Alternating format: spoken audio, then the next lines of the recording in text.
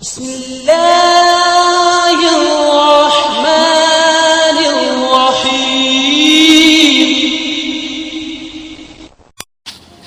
ایک شخص تھا، اس نے ایک خوبصورت لڑکی سے شادی کر لی۔ بہت محبت کرتا تھا اپنی بیوی سے، مگر ایک دن اس لڑکی کو جلد کی کوئی ایسی بیماری لگ گئی جس سے اس کی خوبصورتی روز بروز گھٹتی جا رہی تھی۔ ایک دن اس کا شوہر کسی سفر سے نکلا، واپس آتے ہوئے اسے حادثہ پیش آیا جس میں اس کی دونوں آنکھیں جاتی رہی۔ خیر، ان کی ازواجی زندگی یوں ہی چلتی رہی اور اس کی بیوی کی خوبصورتی مزید گھٹتی رہی، مگر اندھے آدمی کو اس بات کا علم نہیں تھا، لہذا ان کی زندگی پر کوئی اثر بھی نہ پڑا۔ دونوں ایک دوسرے کو پہلے کی طرح چاہتے تھے، ایک دوسرے کا خیال رکھتے رہے۔ خدا کا کرنا ایسا ہوا کہ ایک دن اس لڑکی کا انتقال ہو گیا۔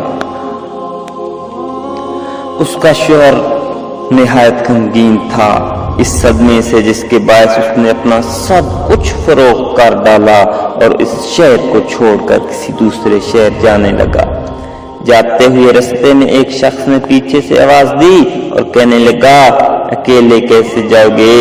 اب تک تو آپ کی بیوی آپ کی مدد کرتی رہی، آپ کا خیال رکھتی رہی اور آنکھیں بند رہیں۔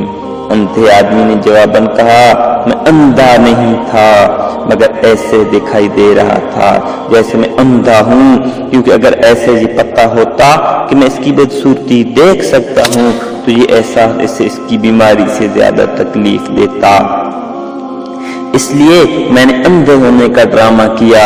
وہ بہت اچھی بیوی تھی، میں بس اسے خوش رکھنا چاہتا تھا۔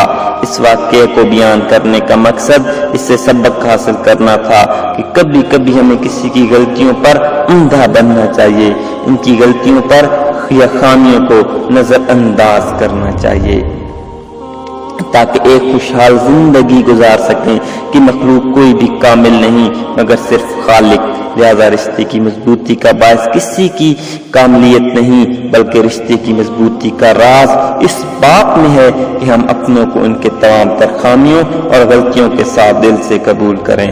اللہ پاک ہم سب کو عمل کی توفیق عطا فرمائے۔ اگر ہمارا یہ واقعہ پسند آئے تو ہمارا چینل لازمی سبسکرائب کریں تاکہ ہماری آنے والی ویڈیوز آپ کو بر وقت مل سکیں۔ شکریہ۔